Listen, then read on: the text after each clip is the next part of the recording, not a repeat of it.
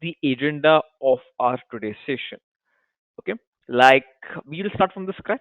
Okay, it's 2 days, so today definitely for sure we will be building up a very solid foundation.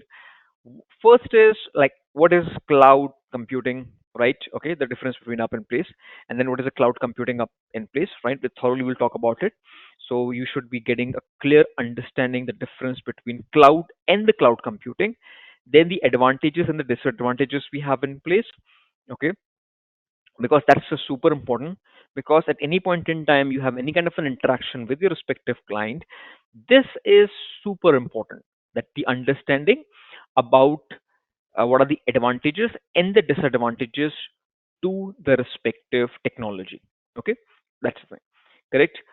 And then we have what is the service level models we have into the cloud part, the deployment models, and then into the, especially in the context of the AWS, what are the elements of the AWS infrastructure. We have three components: region, availability zone, and the data center, that we are going to explore it up in today's session. Fine. So guys, this is for our respective today's session. Okay, perfect. So what I'm going to do is that this is a respective OneNote we have in place. Fine. So the first thing that comes into the picture is something which is called cloud. So I would like to make this session interactive up in place, right? So you can write down your respective answers, query, doubts, whatsoever it is, into the chat as well, right? So can anyone help me out with that? That what is actually a cloud is all about? When you say about the server, like Ram is saying about the server over the internet, fine.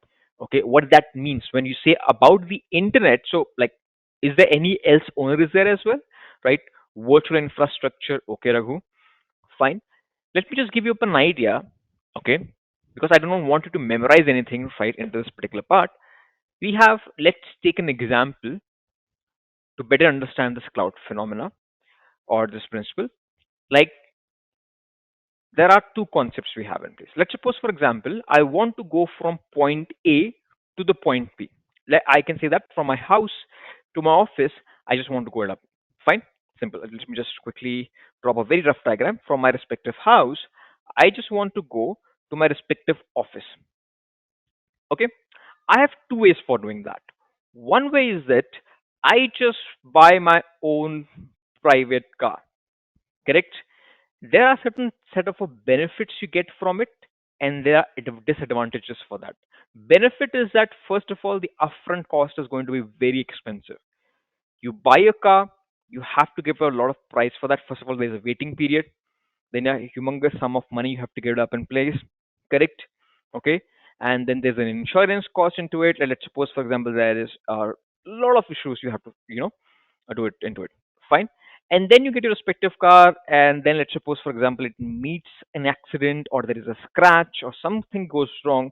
Again, you have to spend certain amount of money to make sure it gets repair, and it's back onto the track. Correct? There are the advantages and the disadvantages. The advantages are whether your own personal car is that you have the flexibility. At the middle of the night, if you just want to travel up in place, you can do that. There's no one stopping you. Correct? At 2 o'clock in the night, you just grab your keys, go to the car, open it up, and you can travel whenever you want. There's no restriction upon that. Correct? So it's your own car, and you can travel it anywhere down the line you have. So awesome flexibility, privacy, a lot of benefits, but a lot of downside as well. Fine. So that's the one approach. Another approach is that I can rent the car. Like we have multiple platforms for that. Like say for example, we have Ola. Uber is much more international. I would say that. Fine. So much of many of you from across the globe would be familiar with it. The Uber one. Fine. That is the another option I'm having it up. The Uber. So same thing. It will be taking it from my house to the office, correct? But in that particular case, again, it has its sets of advantages and the disadvantages. Fine. So guys, first thing is that when you are reserving an Uber to take you from point A to the point B, are you the owner of the car? What do you say? Are you the owner? Are you are the one who is purchasing the respective car or paying any kind of an upfront cost or any insurance, anything like that? Any damage that happens to the respective car, are you liable for that? If let's suppose, for example, the driver is very careless and he hits the car to any other vehicle or something like that, are you going to pick it from your own pocket? Absolutely not. Correct? You are just using the respective service to go from point A to the point B, but the car belongs to someone else.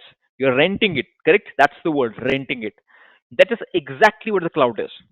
A kind of a place where you are renting up the infrastructure. Same logic. If let's suppose, for example, you go to any kind of an hill station, correct, or any kind of a destination to just travel up and have a little bit of a chill with your family, correct, any vacation, and you find a very peaceful place which is very quiet, no one is going to disturb you up in place. You have two options. One option is that to build the house there from scratch. First means you need to buy the property, a piece of land, then then you have to build a house or buy a flat. It's going to be very very expensive. Okay, fine. That's the thing. So in that respective part, that's the one approach, but it's very expensive and it's going to take a humongous amount of time. On the other hand, you can, at a very fraction, at a very, very cheaper rate as compared to the first option, you can go to your respective any local hotel and just book the room for a day or two and you're good with that, correct? Exactly that is what the AWS or the cloud is all about. AWS, Azure, GCP, these are the three we have the vendors. AWS or any of the vendors, whenever you think about the cloud, they have already created the respective infrastructure. Fine. You are just there with where there you are going there and you're renting up the respective stuff. That is what the cloud is all about. Okay? That's the thing. And but another thing is that you're connected to it through the internet. That's very super important. Fine. So you have already have the infrastructure being created, but by someone else, a third party. Like in our respective case, we will be looking into the AWS part. So AWS has already spent billions of dollars to create the infrastructure. Fine. Now it's as per our own requirement, we will be going to the respective AWS, and based upon that, we will be just cherry picking of what we want from that respective infrastructure, do our job, and once our job is done, whatever whatsoever it is, then we will be dumping it up in place, right? So instead of creating your on premises from scratch, right, it's way way cheaper to go with the cloud part in place, right? That is the biggest advantage we have in place. So this is what a cloud does, right? The infrastructure.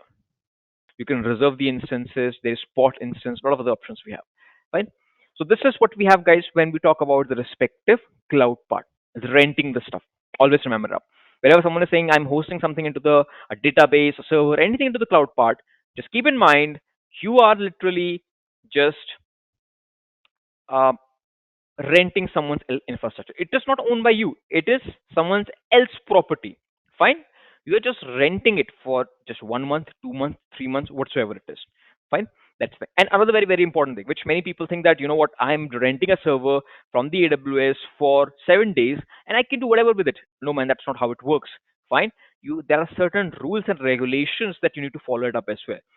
If AWS finds that you are using that respective server for any kind of spamming or performing a DOS attack over someone else, definitely for sure they are going to shut down your respective server and kick you out of their respective AWS infrastructure.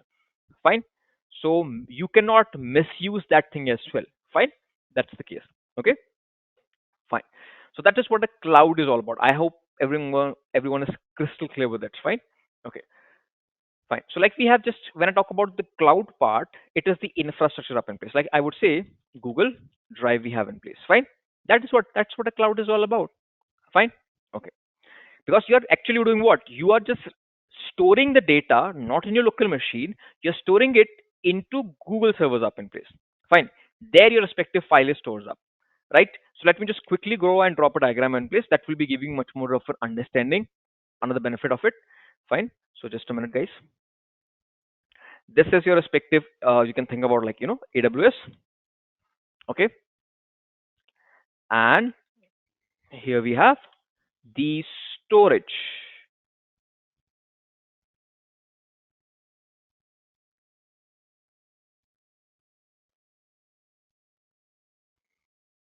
Okay, this is what we have in place, the respective storage into the AWS, or I would say not the AWS. Let's stick with the Google Drive right now.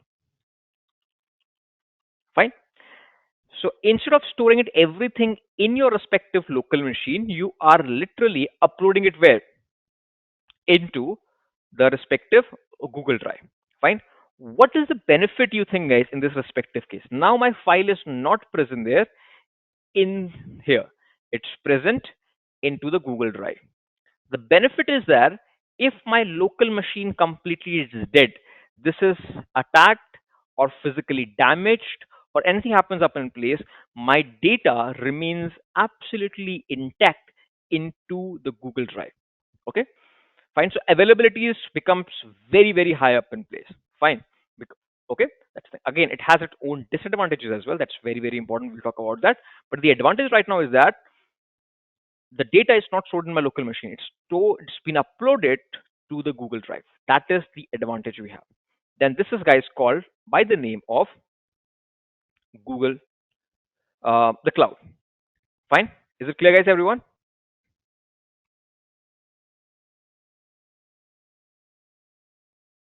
Is that fine, guys? Please acknowledge.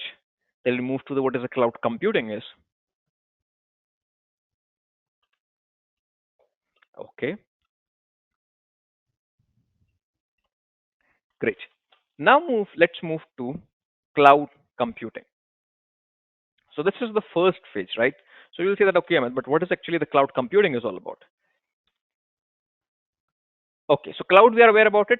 The renting part, always remember that this, whenever someone says cloud in any platform, AWS, Azure, GCP, Oracle, always this word should come to your respective mind, right? Cloud means renting up. Fine. Okay, so we are crystal clear with that. We have seen it up. But what is a computing is, guys? If I just break it down, how would you like to define this term computing? What do you say?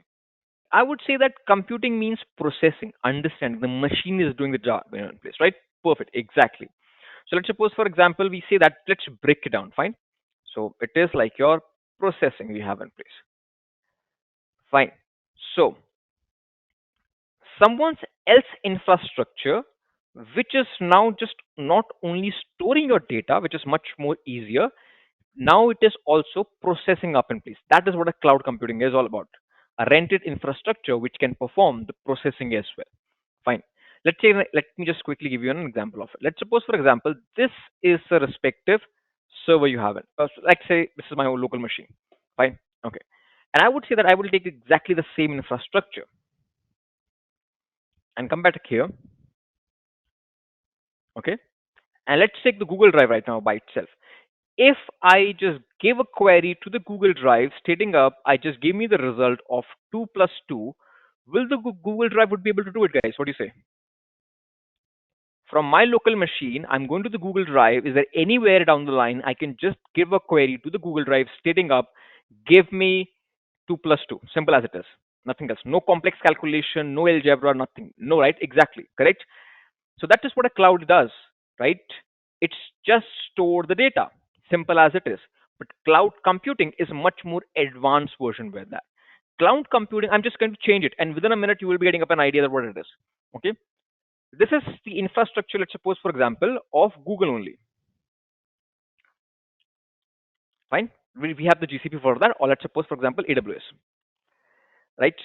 And in the respective part, what I have, and now I'm going to remove the storage because the AWS contains a lot of other features, not just only the storage part. So this is the AWS Infra.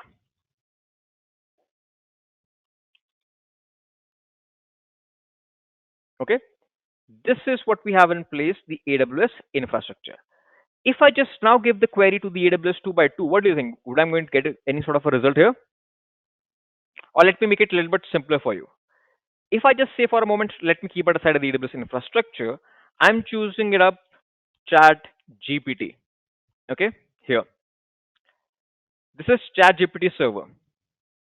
Fine. Now tell me, if I just give a query to the Chat GPT saying up 2 by 2, just give me the result, will it will be?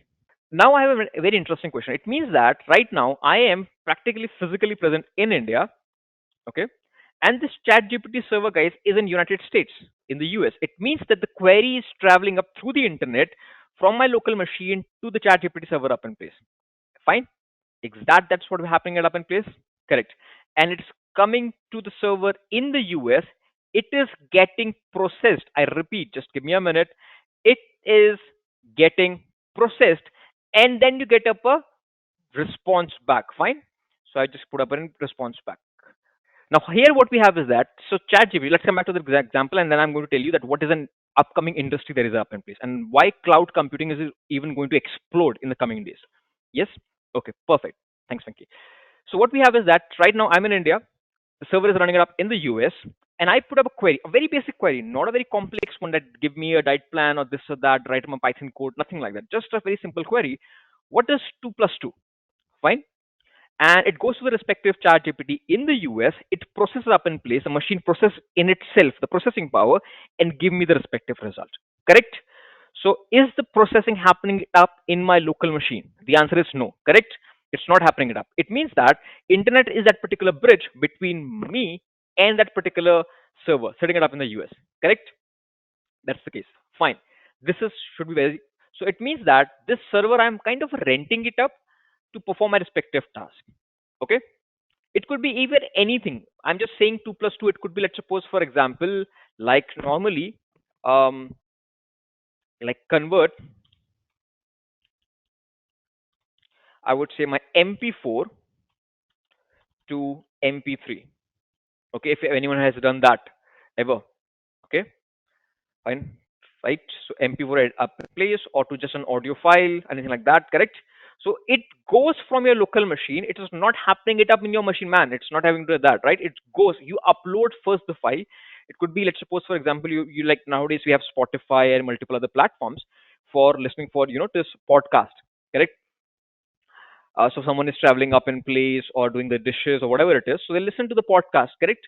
Okay, so normally, previously, long back, at least 10 years back, people take the respective big these podcasts or whatever it is, right? Interviews, converts them into the audio track, correct? And that's the thing.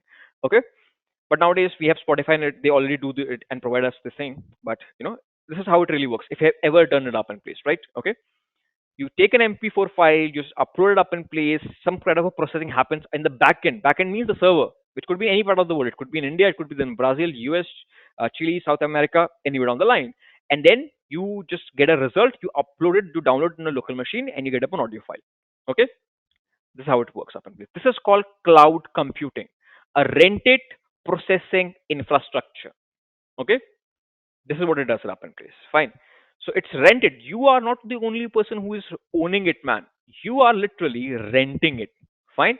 That's why I told you up in place, because many people think that I'm renting it means that I can basically do anything with that. No. There are certain rules and regulations that you need to follow up in place. Like just same example back to the Uber. When you're renting a ride from the Uber from your house to the office or to the office to the house or anywhere down the line, so definitely you get up a little bit of a flexibility that you can talk to the respective, the driver and have a little bit of chit chat if he's comfortable with it. Fine, but it's not like you just completely take and hijack the entire vehicle because you have just rented up in place. That's not how it works. Or you misbehave with the respective driver up in place. Fine, or you start breaking the respective vehicle. Just smashing the glasses of the car or doing any kind of a damage up in place. It does not mean that you just own it up. You're just renting it, enjoy it, right? Definitely, if any kind of a feedback you have in place, just share it with the respective company, and you're good to go. Correct? That's exact same logic applies to the AWS as well. You're renting the infrastructure. You have to, I would say, understand their or respect their guidelines. Okay, not limited use mean, because see, if when you choose about AWS, you get full control. It's not like they will be stopping you from doing that. What I mean is, let's suppose, for example, like if I just talk at the top, like I'm talking about Google Drive, and I hope everyone is aware about Google Drive and the OneDrive. Same service, kind of a service we have into the AWS guys, which is called by the name of an S3. If anyone has ever heard about it, it's kind of a much more advanced version of the Google Drive. Simple as it is. So anywhere down the line, when I say S3, just think about Google Drive, but into the exactly, let's correct, into the AWS. Simple as it is, nothing else. Okay. I don't want to complicate it up right now. Perfect. So many times it has happened up in place. Okay, there has been a report that some people, some malicious people, right, some terrorist organization upload some terrorist kind of propaganda or videos or media to just spread their propaganda into the AWS S3. That is the violation of their respective infrastructure. AWS has not created the infrastructure, the billion-dollar infrastructure, to used by the terrorists up in place, right? To spread their respective propaganda. So definitely for sure, first, the moment they detect that, they will do that. The moment they detect it, first they will block it. Entire your bucket is gone, and then you are kicked from the AWS infrastructure, and you are never going to make or interact with the AWS. Fine. That is the thing up in place. So you have to respect that. Otherwise, from flexibility point of view, from a normal day-to-day work, you can do anything up in place. Trust me, man. Fine. You can just create any kind of a server in any sort of a configuration. From that perspective, from normal work perspective, full level of configuration you have, but you cannot use it for any kind of a violence, scam, DOS attack, any kind of a anything up in place, right? That violates their respective agreement. Fine. That's the thing. Okay, perfect. So this is the basic difference between cloud and the cloud computing. Fine. Okay. So this is the thing up in place. Let me just show you something. Just give me a minute, guys. Here it says that Stadia was a cloud gaming service, and this is the reason I say up in place that the cloud computing is not a kind of a technology which is dipping up in place. It's like going to explode up in place, right? Because gaming industry in itself is a massive billion-dollar company, and it has not been touched by the cloud till now. To be very frank with you, and it's going to explode like anything. Okay, so here it says that Stadia was a cloud gaming service developed and operated by the Google up in place. What it means? Well, why it's saying cloud gaming and why did it shut down? Fine. Okay, let's if I just go back to the respective place, it says that thanks for playing with it and was shut down on 2023. Okay, if I take a moment, it says that cloud gaming. What that means? Let's come back to the respective dashboard. Here it is. It means that, let's suppose, for example, guys, I just want to play a very new game up in place into the market. Fine. So definitely for sure, I need a very strong machine for that. Correct? Okay. Let me just give you an idea for that. Let's suppose, for example, I just go to the market and I purchase, after investing a huge amount, I purchase a respective machine or any console or anything you can think about. Correct? Any machine where you're going to play up the game. Let me say this is my PC. A PC, I'm building it up in place. Fine. Just a minute, sorry.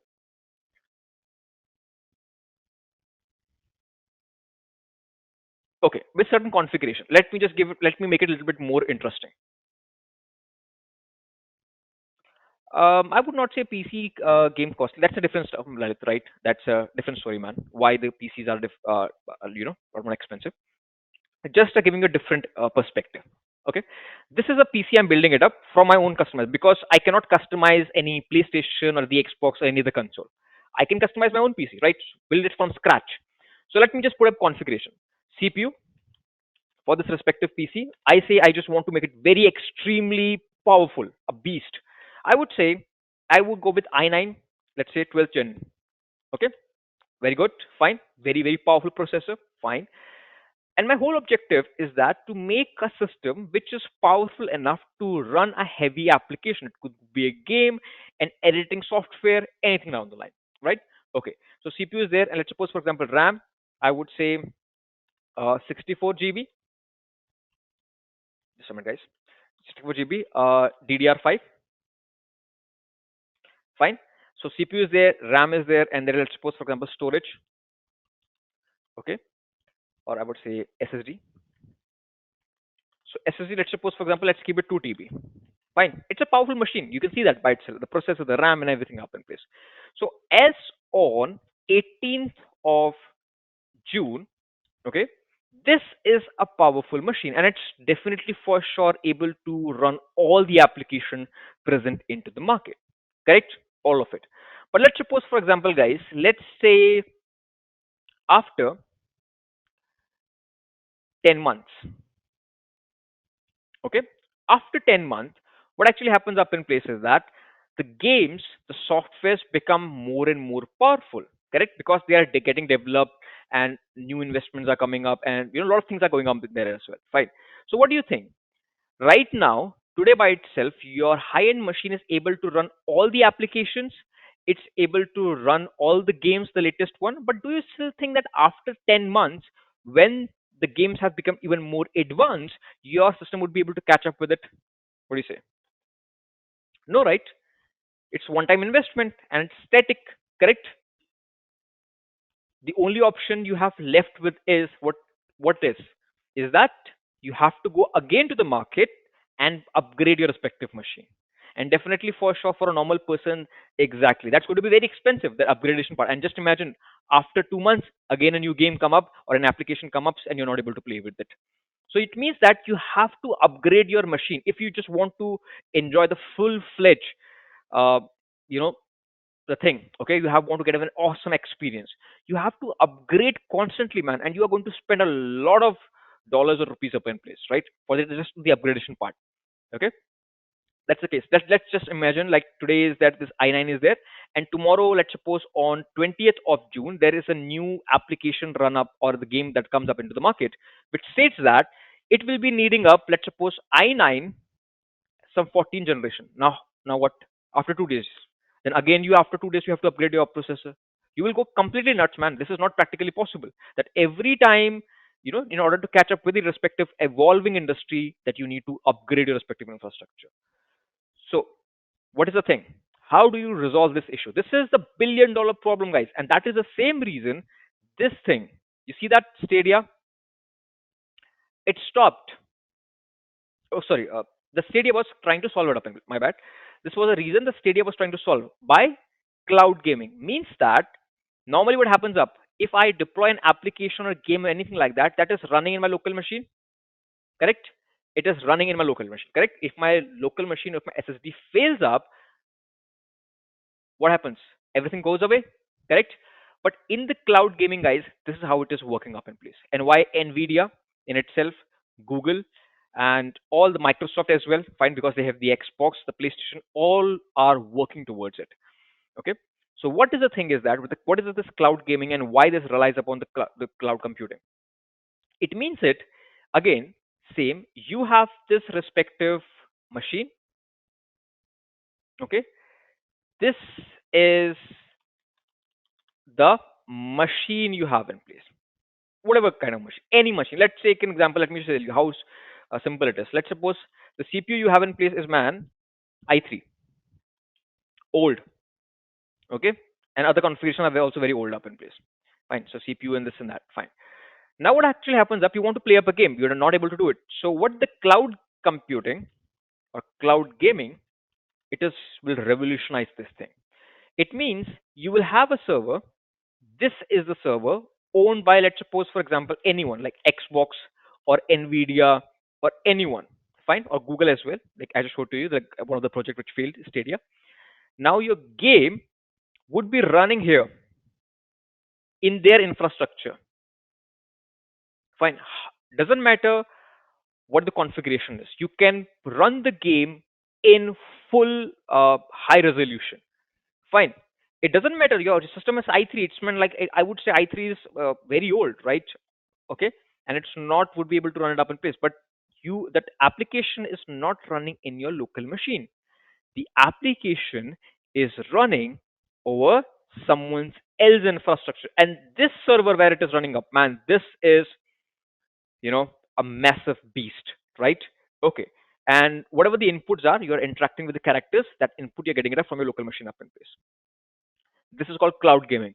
It means that it resolves the issue of hardware upgradation from the client endpoint. Okay, actually all the stress of your application, your games, whatsoever it is being taken care over the company up in place, like Stadia or whatever it is up in place, right? Okay, clear everyone? What is actually cloud computing is all about, or cloud gaming is? That the game in itself is not running in your respective machine, it is running somewhere else. You are just connecting it and utilizing up in place. Okay, that's the thing. Clear everyone? Fine. Now let's come back to this problem that, okay, Amit, if it's such a fantastic idea, why did a project of Google, which is a billion-dollar project, right, the Stadia up in place, why did it fail then? Google is a very renowned organization, correct? They know everything. They almost, I would say, control the internet. Fine. So how did this fail? They failed because this connection, you just imagine, you have a character or anything like that, fine, you're interacting with it. The communication, because this thing is present in India, and this Xbox, or let's suppose this Xbox server is in United States or any other place, right? So this fraction, this communication, fine, should be in less than a millisecond up in place, right? It should be very fast, fine. So you should be having very low latency, guys, and it was previously not possible because a lot of problems were there, right? You have all witnessed by yourself that sometime even the weather is bad, the internet connectivity start lagging up in place, correct? Okay. Sometimes there's kind of an issue from the telecom provider side. They give the message that, due to the maintenance issue we'll be down for it. So a lot of issues are there. So this bridge between you and this respective Xbox server into the US is connected through the internet. If something goes wrong with the internet, because multiple variables are there which are affecting the internet, a lot of things are there: government policies, telecom providers issues. Let's say the telecom providers face a cyber attack, so definitely for sure they are going to shut down, correct? Some kind of an issue in your local area, like some kind of very bad weather, right? Something like that, correct? And so these kind of problems are there up in place. Okay, so this is the reason. But nowadays, because the government across the globe are spending billions of dollars in internet infrastructure, internet by the satellite, correct? It means that a kid in a very rural area where the infrastructure, the basic infrastructure is kind of lacking up in place, he is still able to run a very high-end application without this thing. So because this communication between you and the server is through the satellite, there is no tower, there is no this and that, right? So the Starlink is so good that it can literally work up in the extreme weather up in place. Fine. You can just judge it the Starlink or this entire technology, fine, because multiple other players are coming into this field as well. Like when this war between Russia and Ukraine is going on, Starlink is providing all the communication to the Ukraine through through the Starlink up in place, right? Because they're through no physical towers through the Starlink, fine, and you cannot cut it up in place because it's through it's satellite orbiting the Earth. That's space. Okay, and that will definitely for sure increase the bandwidth, very low latency up in place. Okay, the speed is going to be very good, extremely good, and this is going to catch up in place, right? So it's everything is coming to a perfect, like a perfect picture, right? Every puzzle, like every piece is coming together up in place. A perfect internet connection through the Starlink or multiple other players through the satellite, because it will drastically reduce the latency. Okay, and it can work in extreme weather. Another thing is that you have already an infrastructure where you can run a massive application over someone else's server, right? And that's it.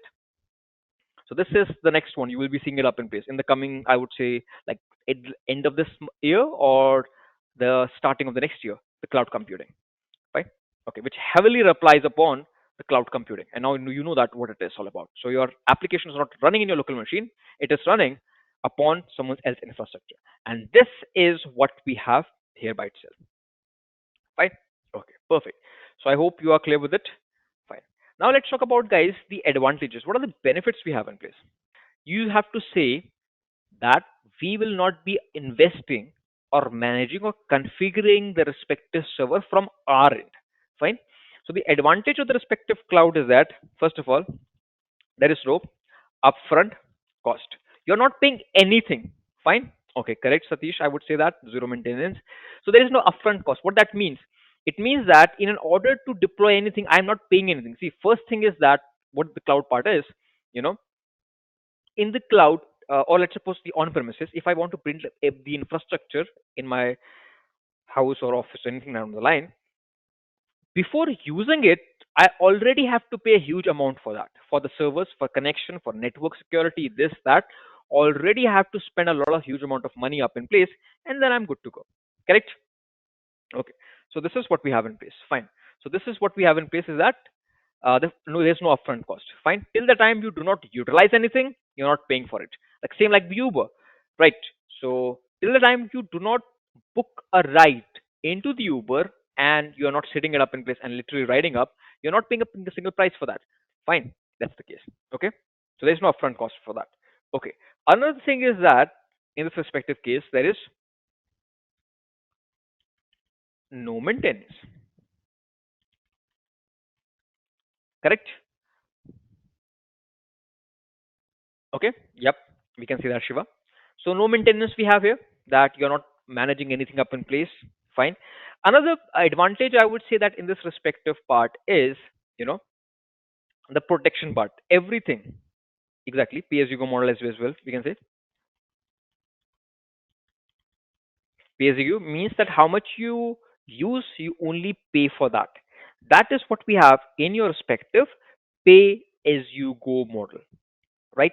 So there is no maintenance up in place, there is no upfront cost, and there is no cost for any kind of an electricity or this or that. Correct, right? I would say that there is no physical security, no investment in,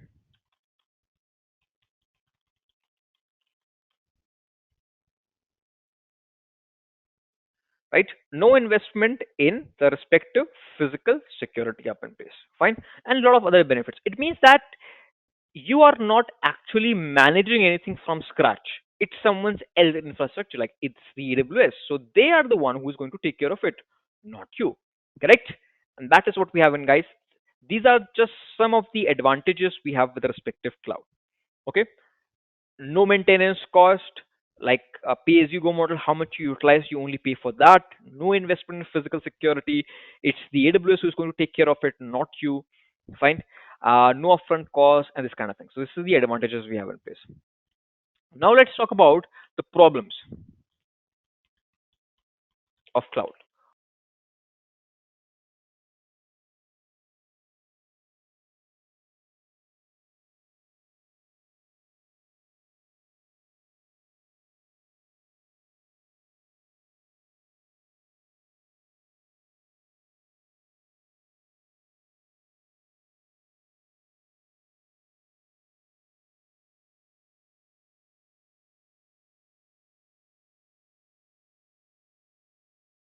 I would say that the problems with the cloud is, first of all, would be internet,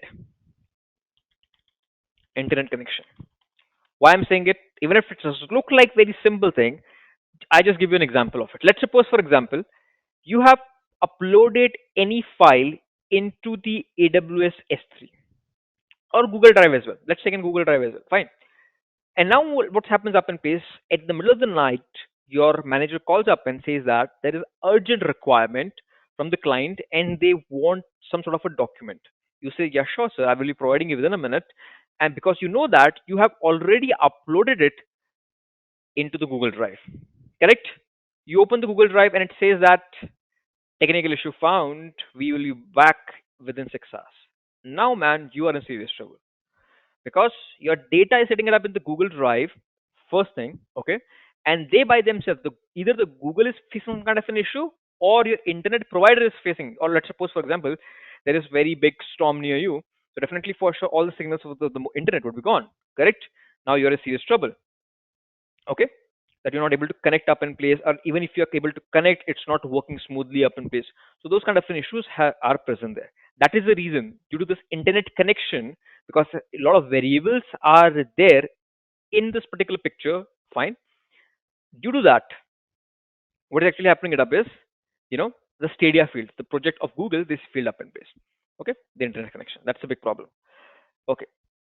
Another problem I would say that with the respective cloud is there could be multiple one. Okay. Another one is multi-tenancy. Any idea, guys, what is actually a multi-tenancy is all about? There could be multiple structures. Yeah, absolutely. Outrage, multiple, a lot of things could be there. But I'm just focusing upon two, right? The two very, very important problems. One is the internet connection, another one is the multi-tenancy. So anyone is aware about what is a multi-tenancy? Like there's a word we use it up in place, multi-tenancy and single tenancy. Not the same server. See, guys, we cannot say that, right? That will be creating another situation. Okay, a lot of users on the same infrastructure. Yes, that could be correct word. The infrastructure, not the server, I would say. Many customers sharing the same resource.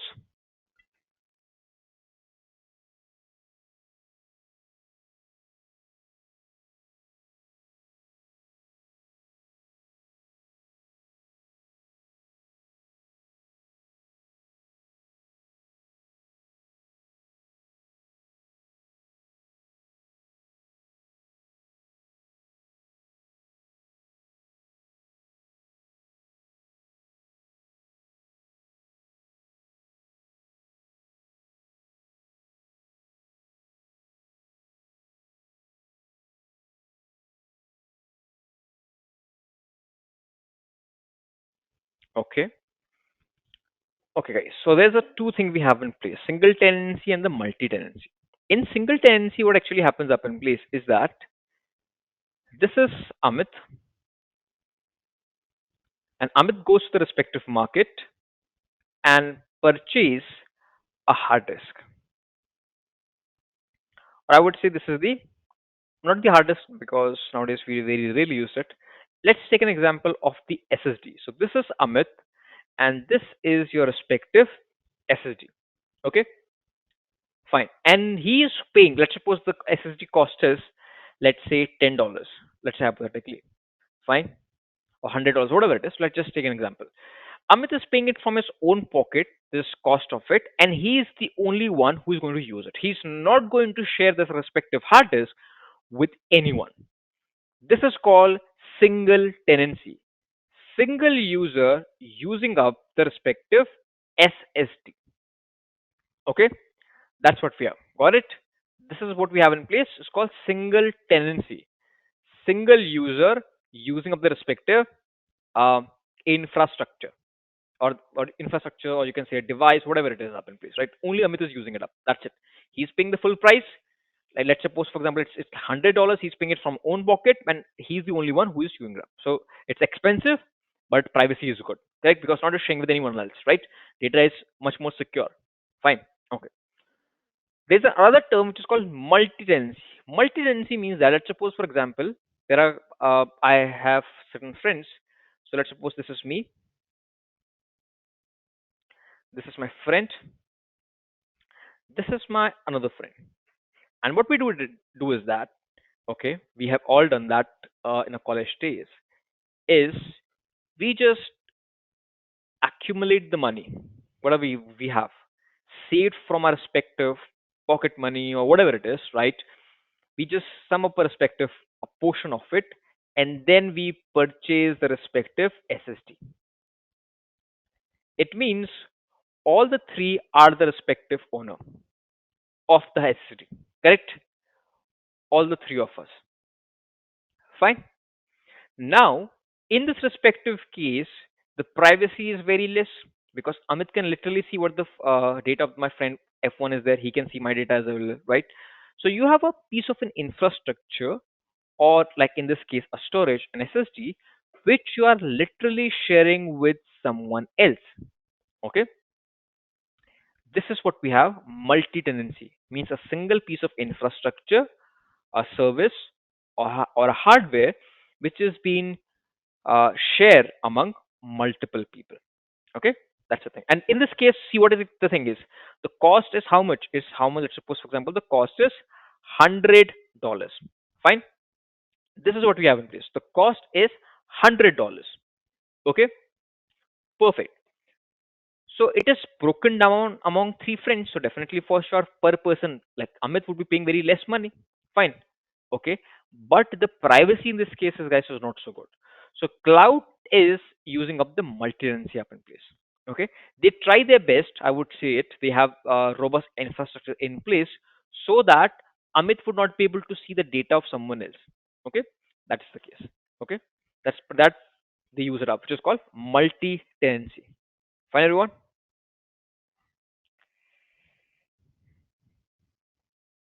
And you have this option somewhere down the line. You have this entire option of selecting single tenancy or the multi tenancy up in place. You can choose whatever you want, but if you go with this single tenancy, it's going to be expensive up in place. Fine, everyone, got the idea with it, the single tenancy and the multi tenancy?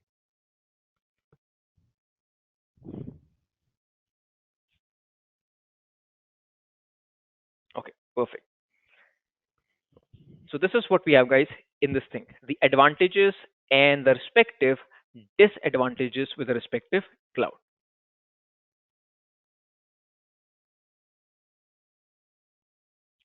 Right. Okay. Now what we do is that we have this cloud service model.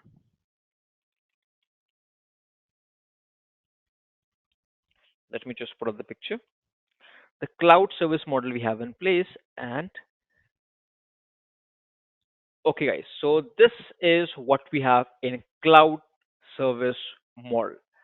Looking into it, tell can anyone just mention up in place that what is IaaS, PaaS, and SaaS, guys, into the chat? Guys, I'm just saying that what is the difference for it, not the full form. Okay, let me help you out with it. Okay. So what we have is that we have a plenty of different service models up in place, but the very basic are the three: IaaS, PaaS, and SaaS. And in order to better understand it, first you need to understand this particular option we have in place is the on-site. On-site means everything is present, you know, or created by you or your respective organization from scratch. That's what we have in the on-site. You have purchased the respective servers, fine, configured it with the respective HSM device for the security, and you have a specific team to manage it up in place, all these kind of things, right? That's what you have in the on-site part. Okay, and you can see that all the elements you're seeing it up there by itself. The application, data, runtime, middleware, operating system, server, storage, networking, everything are the building blocks of your respective infrastructure. Okay, all of them, and you need them. There cannot be an infrastructure without an operating system. There cannot be an infrastructure without a server or the storage. You need to have it up in place. Fine. So whether you're building this respective entire infrastructure from scratch, as well as you're managing up in place everything down the line, that is what we have in the on-site. Again, the benefit is everything is being managed by you or by your respective company, so there is a full transparency for that. Okay, that's the case. The disadvantage is that the operational cost is way high. That is what we have in the on-site. Okay, that's the case. Fine. After this, after the on-site, we have this thing in place which is called by the name of IaaS, infrastructure as the service. So, what is the infrastructure as a service is all about? Tell me, guys, just looking into the diagram, only the section of the IaaS, infrastructure as the service, what are the components that are my responsibility? What do you say? What are those respective components are? In this respective thing, you can say that you have application, data, runtime, middleware, operating system, all of these things under your control. These things. Okay, these are your responsibilities, everything up in place, right? You select the operating system, fine. You select the runtime, you select the data, you just play with it, all of these things up in place. And the rest of it, like the virtualization, server, storage, networking, these are, guys, going to be the respective responsibility of your respective cloud provider. Okay, so just let's better understand with the respective scenario. Let's suppose, for example, if there is some kind of a problem or there is a virus in my operating system, okay, correct, fine, who is going to be responsible for that, guys? Or something goes wrong with my operating system, right? Who is going to be responsible for that in the IaaS part? Correct, we are going to be responsible for that. Fine. Okay, and let's suppose, for example, if there is any kind of an attack, or right, say for example we have an attack which is called by the name of a DOS attack over a respective server. So who's going to be countering it, managing it? Who's going to do that, guys? What do you say? When it comes to the respective servers, is it me? Exactly. Correct, right? The cloud provider. Very good. Exactly. So you will never see that in place. We like in the AWS, we have a kind of a service up in place which is called AWS Shield, and that is the one which is taking care of this DOS part. Okay. If we get up a time for that, guys, I think by tomorrow, we'll look into it. Fine. Okay. But in short, when it comes to the IaaS, infrastructure as a service, there you see the server part. That is the responsibility of your like service provider, the cloud provider. That's what we have in place. That's what we have in the IaaS part, infrastructure as a service. Then on the another hand, you have something which is called by the name of PaaS, platform as a service. Okay, right? Platform as a service. So what is actually happening it up in the respective platform as a service? Okay, hereby see you can see that only two options are under your control: application, the data. Rest of it is a responsibility of the respective cloud provider. Fine, that's the case. Okay, And in the SaaS, I would say nothing is under your control. Fine. Can you give me an example of this? Yes, you can say Lalit. I would say in the past you can say it less control over the service. Fine. But in the SaaS, man, you have zero control over the service. Zero. Application SaaS means, guys, you have no interaction with it. Let me just give an example. How many of you at any point in time has used up Instagram or ever heard about it? Fine. So can you change anything into the Instagram? You open the application. Okay, perfect. Lalit. Okay. So what we have is that we have the SaaS, right? So like the Instagram we have in place, and you cannot change anything into the Instagram. Can you change the application? Can you change the data? Like how the data they are processing or collecting up in place? You cannot. You have no control over it. Fine. The Meta, the company which owns it, they have the control. Like what kind of data they are collecting of the client. Fine. The your IP address, your location. Fine. You have no control over that. Okay. The runtime middleware operating system of the server that are running it up in place. So that's what we have in the SaaS part. Okay.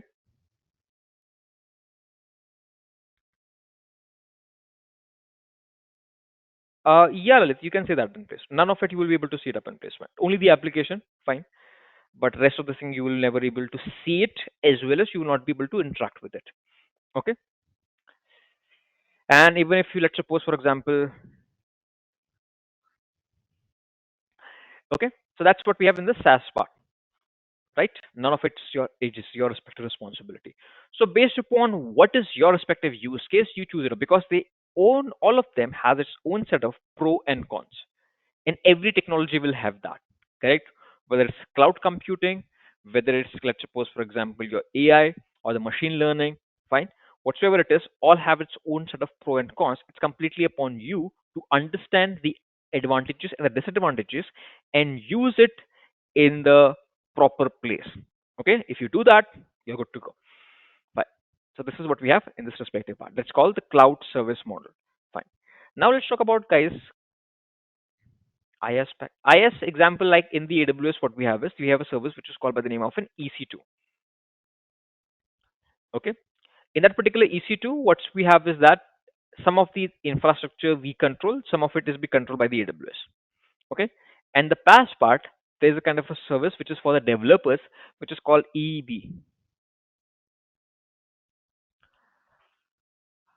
Yeah, Lalit, kind of correct. Okay. And PaaS is, we have the example is Elastic Beanstalk. Elastic Beanstalk is a very straightforward service. What we do is that you have a code, you write the code in any language, Python, whatever it is, fine. You just copy and paste. Simple as it. You just deploy it, give to the AWS, and based upon that, AWS would be creating the infrastructure on its own. Fine. That's the case. It's called Elastic ELV. Okay. Elastic Beanstalk. Okay, perfect.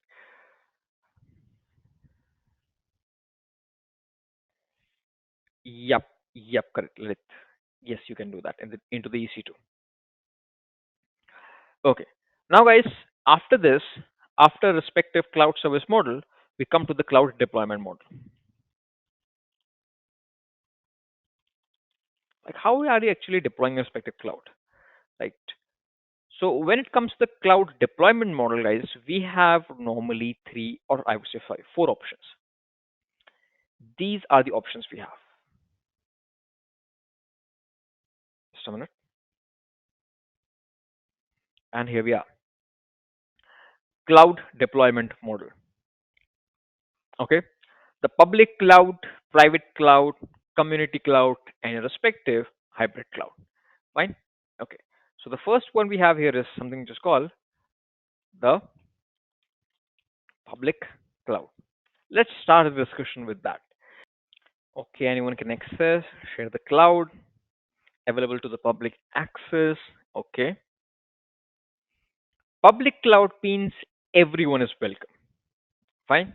That is what we have in the public cloud, right? everyone can go and access up in place. I just give an example of it. You do not need to memorize anything.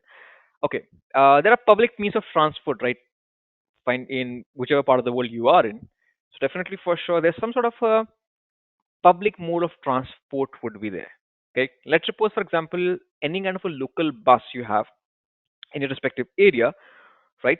That is a public cloud. When you say an apartment in the building, not everyone is, I would say, invited there, right? Let's suppose, for example, Sridhar, you live in an apartment, man. Not everyone is welcome, correct? Only the known person would be welcome, correct? If an unknown person comes up in place and it knocks it at the middle of the night, definitely for sure it's a very scary situation. Okay, so only so that I would not be just saying it's like an apartment in the building. That's a different example would be. Okay. Yep. Like Rahul say metro or anything, any kind of public transport, fine, metro or local, or railway or bus or anything, fine. That is a public cloud. Or let's suppose in the Uber as well, we have this public sharing as well, right? Multiple people can just book it up. That drastically decreases the cost as well of just moving from one point to another one. So public cloud means everyone is welcome in the bus when it's going from point A to the point B. Everyone is working up in place because everyone is coming up in place, right? And the cost is distributed among the passengers. If 20, 30, 40 people are there, what is going to happen up in place is that the cost is going to be divided, and that is the reason the price is so cheap of a respective bus, okay, or your rail as well. Okay, instead of buying a particular car, what you can do is that you know uh, you go with the respective bus up because it's super super cheap. Fine, because why? Because not you are not the only one who's riding up in place. The cost, the operational cost, the upfront cost for the respective vehicle, the maintenance and all kind of stuff, it's been broken down among multiple passengers in the next 24 hours, and that drastically reduces the cost. Okay, that is what a public cloud is all about. Fine, and on the public cloud, I would say everyone one is welcome. Okay, the example of the respective public cloud could be your AWS, GCP, Azure. These are the one you have in place with the public cloud. Fine. Okay. Great. Now, another thing is that, okay, let me just talk about the point of a problem we can face it up here. Or just think up an example of a bus, right? I'm just putting it up here of a bus, of a public bus. So advantages we have talked about, it's cheap, right? Okay, you does not need to maintain anything up in place. It's the organization or the government which is maintaining up in place. But what are the problems? Control over it, okay. Flexibility means correct. Means if the bus is moving from point A to the point B and you want to take it to the point C, it's not possible, right? Uh, Crunch of resources, okay. Diksha, I think you have taken literally the meaning. I would not say that the crunch of the resources. Okay, that's not going to happen up in the AWS, the GCP, the Azure, but share resources, multi-tenant. Okay, correct, Amit. Sure, Prasad, accountability. Shiva, I would say accountability, man, would not be an issue. Why? Because there is something which is called level agreement, SLA, we call it. Okay, where we just already have an agreement with the respective cloud provider stating up that if something goes wrong, right, what is your responsibility? What is my responsibility? Okay, let's suppose, for example, if in the SLA, the service level agreement, the cloud provider says that your data protection is our respective responsibility, and now the next morning there is a cyber attack and you lose all the data. So they failed in fulfilling their respective responsibility, right? You can literally drag them to the code of law. Okay, that's called SLA. So I would not say lack of accountability would be there because in the SLA you mentioned that what is your responsibility as a cloud person responsibility. Total data location issue. Okay, perfect. So in the public cloud, correct, definitely for sure. Yeah, Diksha, that could be thing. Okay, less control over security. Okay, the thing with here by itself is that you know in this respective part is the cost. Sorry, uh, the privacy of the respective data, right? So this is the thing. I would say, let's see here example. I would say Google Drive,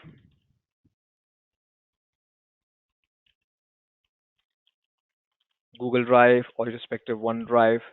These are the examples you have here by itself, right? The Google Drive or the respective OneDrive. Fine. Privacy of the data is one of the big problems we have in place. Less control over security, right? So these are some of the problems we have with the public cloud. Okay, but now what actually happens up is that AWS, GCP, and the Azure completely understood this respective problems and upgraded themselves. That is the reason when you use the AWS, Azure, GCP in that respective part, there you have the option. Again, you have the option. Fine, to how much of the data you want to control up in place, and how much is security you want to establish up in place. That's kind of thing, right? That is not present in the Google Drive or any other one. Fine. So this is the one you have in place. Fine. So privacy of the data and this control over in place, and AWS and GCP and the Azure gives you the option that what the option you want, man. Okay, that's the thing. So it means that there is a variety, there is a range you have literally from there. Okay, so if you want to have a very very awesome privacy and very much of a control over the security of the data, you have that option here by itself. Fine. Okay. So public cloud means available to everyone, fine. And Google Drive, OneDrive, AWS, GCP, Azure are the example of it. Everyone is welcome there. And the problems you can face it up is that privacy and the less control over it up in place. AWS, Azure, GCP has tackled with that particular problem, and now they give you the feature that you can resolve this kind of an issue of the privacy and all this kind of stuff. Okay, that only you will be able to access it up, no one else. Right? That's kind of like, and you can encrypt your own data and those kind of things. Then we have after the public cloud, another one which is called private cloud. Let's suppose, for example, InfosecTrain has a private cloud. So, what do you think? Is it a good idea to welcome someone who is not part of the organization? Absolutely not, right? Private cloud is mostly created for keeping any sensitive data, which you are not going to share with anyone else up in place. Fine. Uh,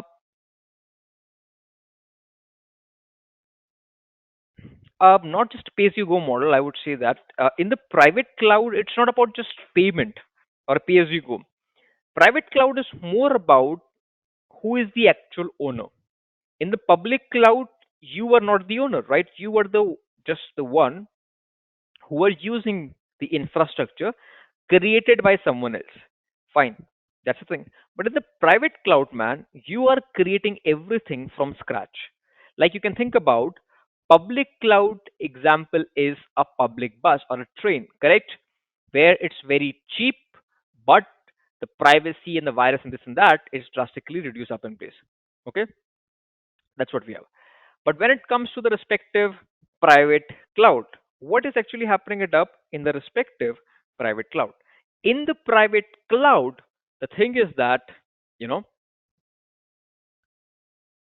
just a minute, in your respective private cloud, not everyone is welcome. Only special individual with certain permissions, they are allowed up in place. Okay, that's what we have in the private cloud. Fine. So, like we have this principle that if you are working into the infosec train and if you have proper permissions, then definitely for sure you can go ahead and access the private cloud with certain set of credentials. You will be able to see it up in place, fine, and access the data and all kind of stuff. You will be able to do it. So, not everyone is welcomed. Fine. What is the kind of a, I would say, the benefits we have? Okay, in this respective part is the benefit is you have a good privacy because not everyone is welcome, correct? Okay. The advantages, what are the problems? What do you say, guys? The benefit is that only limited people are allowed. No, that's not the case. Private cloud is that the one where you are the one who is creating up in place. Okay. So I would not say it's not flexible. It's completely flexible, man. The private cloud is like a private car. Okay, I would say that here by itself. Just a your private car. Okay. So this is flexible, right? You can choose any kind of a color to it. You can just paint it up in place, fine, and or follow all the rules. That's what we have. Okay. Setup is there. Okay. So problems, setup problems, maintenance cost is high. Okay. Benefit, I think they're clear with it. So what are the benefits we will be getting it up? The benefit is definitely for sure is very, very low cost. Okay. Sorry. The benefit is my bad. Extremely sorry, not the low cost. The benefit we will be having it up in this respective case is that of the respective private cloud is the privacy. Only the individuals of which are working into the infrastructure right now would be able to see the content, right? It's not public. No one else out from outside of the infrastructure would not be able to access it up in place. Correct? But what are the problems? What are the problems, man? You can face it up in this respective part. The problems is of the respective private cloud is first and foremost is the respective cost you have. Cost, right? Of maintenance, of running, of setup. Fine. Okay. A lot of problems. Especially the biggest problem here by itself is the cost. Fine. In every context, operation, maintenance, everything. That's the thing we have here. Right. This is the public cloud, and this is your respective private cloud we have. Okay. After your respective public and your respective private cloud, we have something else as well. So public cloud is like owning a bus or just riding through a public bus. There are some advantages like very cheap cost of the travel, but the disadvantages are less flexibility.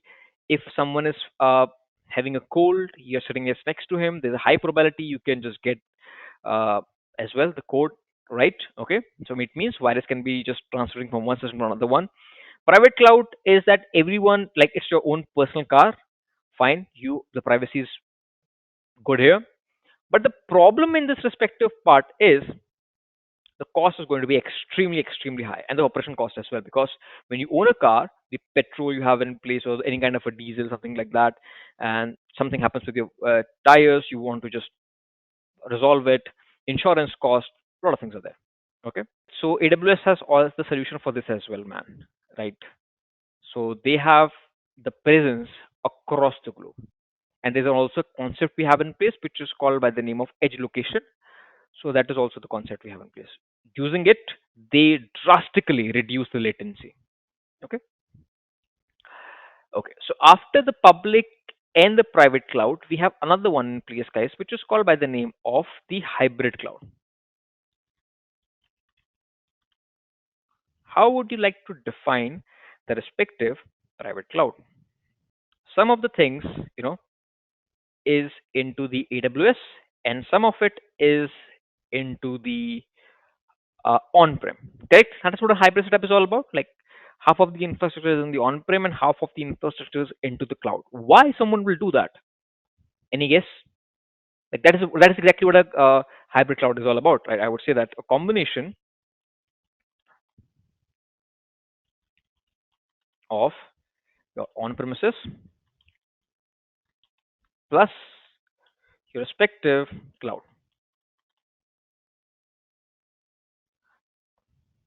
Okay, that is what we have in the respective hybrid cloud. The combination of on-premises and the respective cloud part. Okay, so combination of on-prem and the respective cloud you have in place. So flexibility, okay. What we can have is that, see, let's suppose for example this is your on-prem. Okay, on-prem. What can happen in this respective cases, guys, is that I would say the critical data, some data which you absolutely does not want to share with anyone else, that will be setting it up in the on-prem. But some data you have in place which you want to think that you know what, I should have a backup of this data as well, that you will be storing it up into the AWS. Okay, so Any data for which you want to have high availability, you can store it up into the AWS. So in the AWS, like if you want to have high availability, any data you do not want to lose it up in place, you will store it up into the AWS part. Fine. And any data which you want to keep it very, very sensitive, very secret, you will pick it up in the on-prem. Okay, that's the thing. So this is what we have in the hybrid cloud. After the respective hybrid cloud, you have something which is called by the name of a community cloud. This is also very interesting. And I see many students getting confused into it. Community cloud. So, okay, banking services up in place, but okay, perfect. But what is a community cloud? You're correct with it, Satya, I would say. Banking organization, corporation use up in place. Why would organization would come together and just create the cloud and construct? Why they cannot work individually? I would say that, right?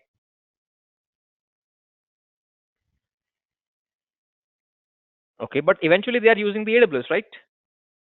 So how does that change anything? You guys are very close to it, right? But just missing just a kind of a little bit of pointers.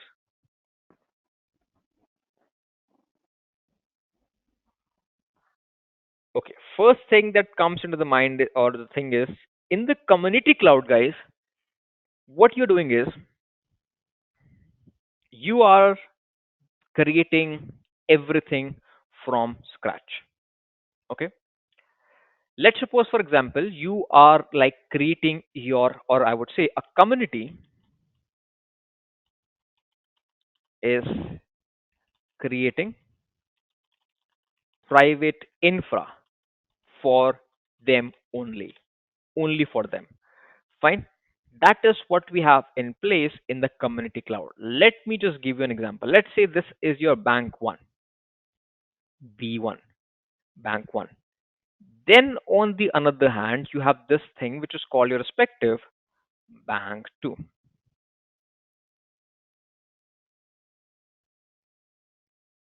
Bank, so let's bank three. Now the scene is that bank having something which is called, guys, by the name of PII. Any information that is very, very sensitive up in place, right? That is what we have in this particular part, and you cannot afford to lose it up in place because I'm not sure about how it works up in other part of the world, but definitely for sure when you go to in the India or in the US, definitely you just need to provide a lot of information about yourself before opening up a bank account. Correct? So bank need to protect that particular PII, personal identifier information, sensitive information of the respective clients or the customers. So instead of relying upon or storing the data into the AWS, Azure, or anywhere on the line, what they do is they create their own cloud. Okay, this is the respective cloud, private cloud you can think about of these businesses. Fine. Individually, let's suppose, for example, the cost was how much? Let's say the cost was $9,000. Let's take an example. I would say $90,000.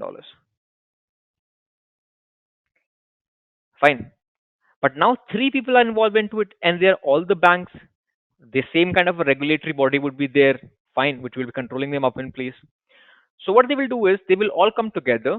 They are not merging; they are separately entities, but they come together and they are part of this thing in place. Exactly, Lalit, correct. So they will come together and use this respective cloud. Only the three banks would, and now this $90,000 cost on a monthly basis will be split between three individuals, and the cost per person is drastically reduced. And because what is actually happening up in this respective case is that they are being monitored and governed by the same agency. Like we are aware about, like in India, you have the RBI, Reserve Bank of India, up in place, which is kind of controlling up the bank, fine. And in the US, you have the American bank. So these are the one you have in place, right? The regulatory both bodies up in place. So definitely, what are the compliance you have in the bank one, same would be followed by bank two as well as the bank three up in place, right? So it's that's the thing. So that's a community comes together here by itself, okay, which has same purpose, same goal, okay. And now the 90,000 US dollars bill on a monthly basis is split among B1, B2, and B3. So cost is decreased, correct? The security is increased because it's the on-prem, it's their own private cloud, so no one is coming up in place. Okay. Yes, Satish, you can see that, man. Okay. So this is what we have in the community cloud, everyone. Fine. So this is the key. So these are the three different deployment models we have into the AWS. Okay. Now, guys, let's come to the last thing we have, which is AWS Infra. Okay. So AWS infrastructure has three important components.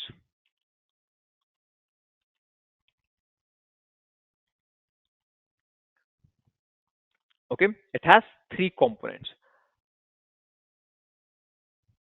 It has three components. First one is region. Another one is availability zone. Another one we have is data set.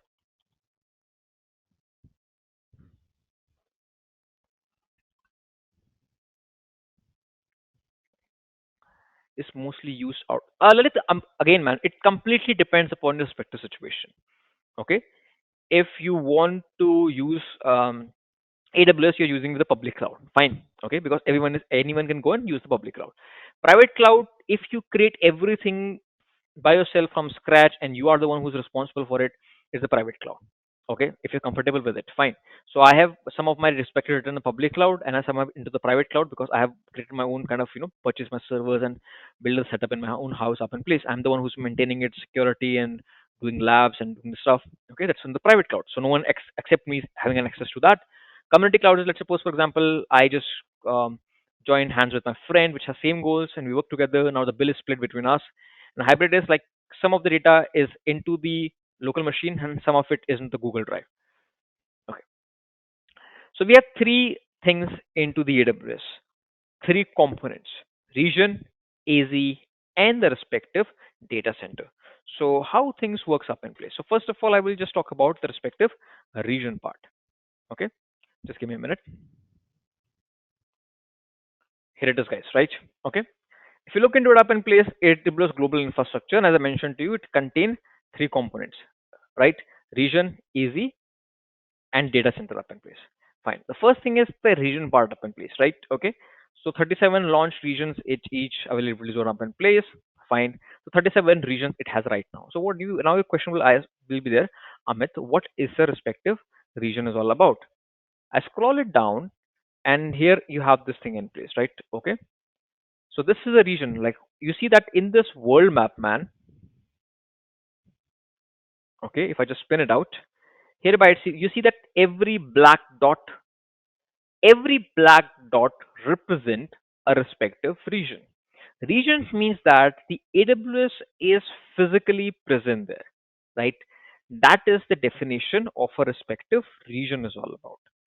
Okay, great. Like if I just take an example of it from the context of India, right now AWS is physically present. They have spent $1 billion up in place in these two locations up in place, right? One is in Mumbai, another one is in Hyderabad. So they are physically present there. Fine. And let's suppose, for example, let's see, in Japan, are they present? Yes, they are present in uh, Osaka and they are present in Tokyo. So they are physically present. Fine. That's very, very important. Exactly. Lalit. Faster service for compliance up in place. Like there is a thing, let me just give you an idea to you. Let's suppose, for example, there is something which is called GDPR. So it says that, you know, the data of the European citizen should be residing it up in Europe only. Okay, correct. How would you implement it up in place? So for that, if my French client is there and the French is, France is part of the European Union, in that case, in that sense, man, how things are going to be, I will be deploying the server which the client would be interacting with in the France or in some part of the Europe, right? So that I am compliant with it. Correct? That's the case. Same logic applies in India as well. In India, as per the RBI, the Reserve Bank of India, they're like a monetary organization, okay, which kind of monitors the bank and the performance and all kind of stuff, right? They have a rule up in place that the financial data of an Indian citizen, right, would not be leaving up out would not be going outside of the India. Okay, So it means that if a company is there and it is in the finance sector and it is either it is, you know, providing the loans or whatever it is, fine, the data they will be collecting up would be residing in India only. So if an Indian client is there or an Indian organization is there and I'm working with it and I'm consulting it, what I will do, I will be creating the server, right, or whatever, any kind of a thing into in Mumbai or in the Hyderabad region to comply with the respective RBI, Reserve Bank of India rules and regulation. If not, then what's going to happen up? The RBI is going to put up a very heavy penalty over that respective organization. Okay, so this is the thing. So compliance is one of the reason. Latency is one of the reasons up as well to choose the region. Fine. Okay. So here it is, the Japan one. Let's suppose my client is in Japan. I will be creating it up here by itself in Osaka or in Tokyo up in place. Fine. And let's see that where else we can have in the US part in the okay. So it's present in the Europe Sea. A lot of locations are there. So based upon my client, I will be just putting it in Spain or in Italy or something like that. Correct. And in the US, we have these respective set of locations as well. Fine. So this is Kanand. Yeah, you can say that, man. Not the nature of the business, but I would say the correct word would be the location of the business, right? That dictates a lot of things. Okay, that's the case. Fine. So this is the one you have here as well. Another thing with the respective region part, which I want to share with you guys, is that there are certain services, not all the services. There are certain services we have into the AWS guys, which are present in only specific regions. Okay, it happens very rarely, but if you work with the AWS extensively, if you have any sort of an experience with that, trust me, you know, you will see it, you will witness it. Fine, that's the case. Okay, so this is what we have in this respective part, right? Okay,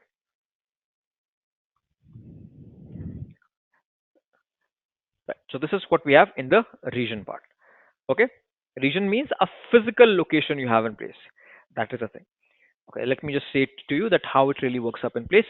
Guys, just give me a minute. Let me just open up my AWS account for you. Okay, quickly. So you get some sort of a sense for that, that how actually it really looks like. In the meantime, guys, I'm opening it up because I have to log in. Just give me a minute or two. In the meantime, guys, I'm pasting up my respective LinkedIn profile. If you just want to connect to me after the session or have a call or any kind of a discussion about you're interested in the cloud part, you can just contact me there. Okay, guys, so this is how the AWS console really looks like. Fine. And if I click into it, you see that these are the regions you have in place. So it means that physically I'm right now in India and I can literally, using this respective console, can switch it from one position to another one. Let's say, for example, I just want to deploy a server in US. So I just choose North Virginia. See, in the United States, okay? I choose North Virginia and I am right now in North Virginia. So I'm physically in India, but I am virtually in right now in North Virginia in the US. So here I deploy now any S3 bucket, a server I deployed up in place that will be deployed up into the North Virginia. Okay, that's the case. Fine, perfect. And let's suppose, for example, I want now I just want to go to Tokyo. My client is there in Tokyo. I want to create up a server for that. Osaka is there. I click into it, and within a minute you will see that I'm in Osaka. All of the respective regions from outside look exactly the same. You just need to see which kind of region you are in. You take it up, and here it see at the top, Asia Pacific Osaka. That is the one you have in this respective part. Fine. So this is the case. So you can virtually just with a click, literally move it from one point to another one in place. Okay. So ES was written in URL in a region. Can we say it's a region? Yes, EU East 1 is a respective region. Let's see that, Lalit, what that region is. Okay, that's a region code. Let's see what the name is of it. US EU East 1. Okay, let's see it. Is it present there? Okay, East 1. I'm not saying any East 1 here. Let's see that. Fine. See, so many regions I have in place are they kind of disabled up in place. So you can enable it because I'm not using it like the Pay or Hyderabad or Jakarta. I have not used up, and that's why it says it's disabled up. But you can enable it. You can click into it, and it will be enabled. Okay, Fine. But based upon the regions which I have enabled right now for my own practice, in that respective part, I'm not seeing any US East one. It's West one is there, East one is not there. Let's see that. What a minute. Which is there? East one. And first of all, you does not need to memorize any of it. Fine. It should be best very very clear with you guys that you does not need to memorize the region or the respective region code. Okay. In the examination or in the interview, they are not going to ask you for about that. Okay. Okay, so definitely it's the EU, so definitely for sure it will be somewhere down the line in Europe. So we have to look for it. Fine. And it will take a time. For separate regions, the cost varies up in place. Okay. So let's suppose, for example, you have two servers which are identical servers up in place. Fine. Okay. One server is aid present into the I would say in Mumbai. Another is present in your respective North Virginia. Fine. In the US. So the cost can be different in the respective part. Fine. That's the case.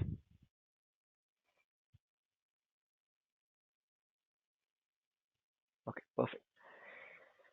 Fine, everyone. So this is the one we have in place, something which is called by the name of a region, right? Okay. And the options that are left with it is easy in the data center. That are the options, guys. We are going to cover it up in tomorrow's session, right? What is actually a data center is all about, and what is a availability zone is all about. So region is just imagine a physical location where your cloud provider is literally present there, right? That's the case.